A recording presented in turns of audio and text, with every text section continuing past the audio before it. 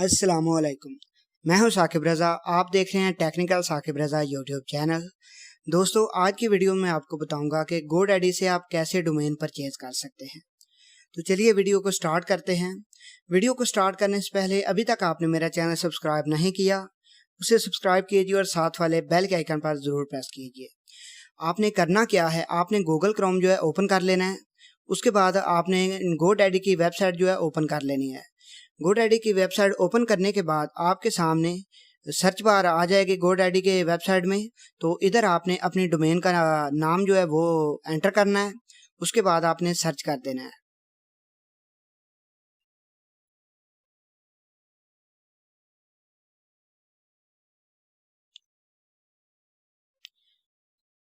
नाम सर्च करने के बाद आपके सामने कुछ वेबसाइट आ जाएंगी। तो आपने जो भी वेबसाइट परचेज करनी है उसे राइट साइड पे आपके सामने ऐड टू कार्ट लिखा होगा, उसके ऊपर आपने प्रेस कर देना है।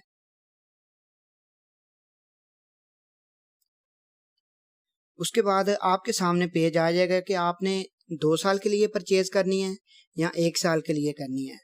तो मैं फिलहाल 1 साल के लिए सिलेक्ट कर रहा हूँ। आपने जितने साल के लिए परचेज करनी है आप उतना सिलेक्ट कर लें। उसके बाद नीचे कंटिन्यू कार्ड लिखा हुआ है, उसके ऊपर आपने क्लिक कर देना है।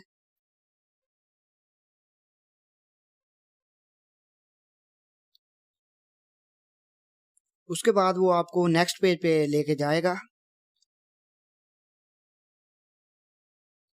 आपने थोड़ा नीचे को स्क्रॉल करना है तो इधर लिखा हुआ है फुल डोमेन प्राइवेसी। अगर आपने प्राइवेसी भी साथ में परचेज करनी है तो इधर से सिलेक्ट रहने दें। अगर नहीं करनी तो नीचे नो थैंक्स का बटन है, उसके ऊपर आपने टिक लगा देना है। उसके बाद आपने थोड़ा और नीचे को स्क्रॉल करके देख लेना है कौन कौन सा ऑप्शन सिलेक्टेड है। तो इधर मेरे पास अभी कोई भी नहीं और सिलेक्टेड है। तो मैं इधर राइट साइड पे लिखा हुआ है कंटिन्यू टू कार्ट, इसके ऊपर प्रेस करूंगा।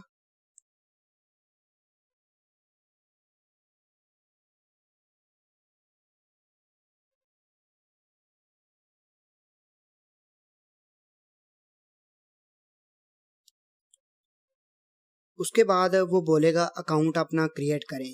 अगर आपने पहले ही अकाउंट साइन इन किया हुआ है तो फिर वो अकाउंट नहीं मांगेगा।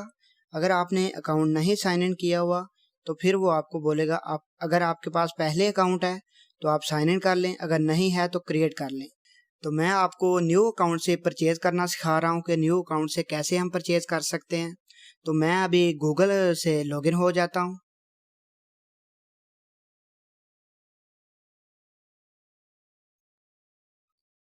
उसके बाद आपके सामने आईडीज वगैरह आ जाएंगे, जो भी आईडी से आप लॉगिन होना चाहते हैं आपने वो उस पर क्लिक करना है।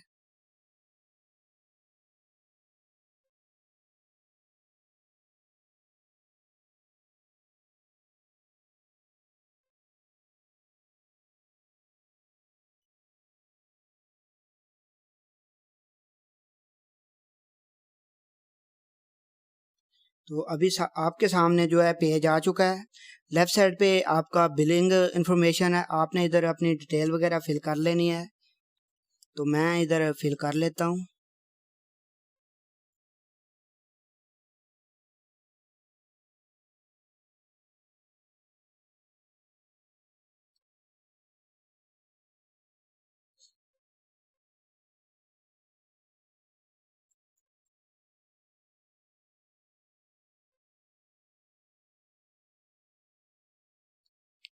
इधर आपने लिखना क्या है, ऊपर आपने कंट्री सेलेक्ट ऑटोमेटिक आपकी आ जाएगी।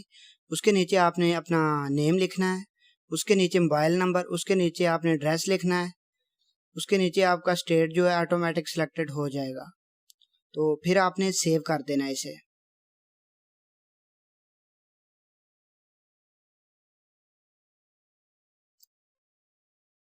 अभी सेव करने के बाद आपको बोलेगा कि आप अपना जो है एटीएम कार्ड जो है उसका नंबर वगैरह, कार्ड का जो भी है number, expiry date, CVV code दें इधर।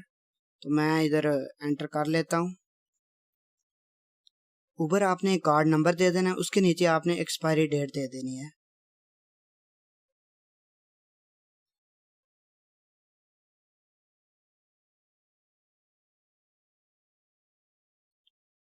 उसके बाद आपने सीवीवी कोड जो है एंटर करना है।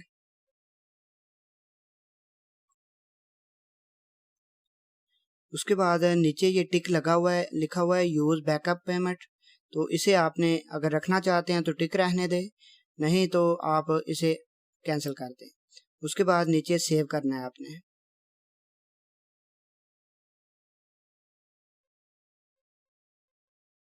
सेव करने के बाद राइट साइड पे आपके पास जो पेज है उसके ऊपर लिखा हुआ है 2 ईयर, तो मैं 1 साल के लिए परचेज कर रहा हूँ तो मैं इसे सिलेक्ट कर लूँगा 1 ईयर।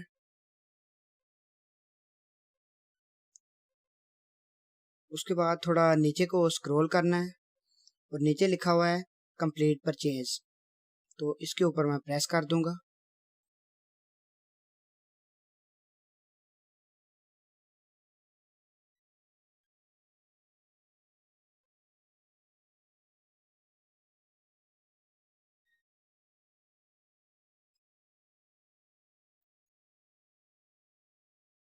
तो आप देख सकते हैं ऊपर लिखा आ चुका है थैंक यू योर ऑर्डर।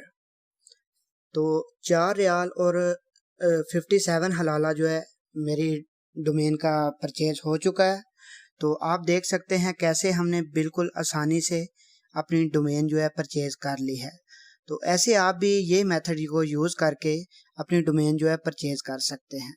अगर आपको ये मेरी वीडियो पसंद आई है तो कमेंट सेक्शन में अपनी राय का इजहार ज़रूर कीजिएगा। तो ठीक है दोस्तों, मिलते हैं किसी नेक्स्ट वीडियो में।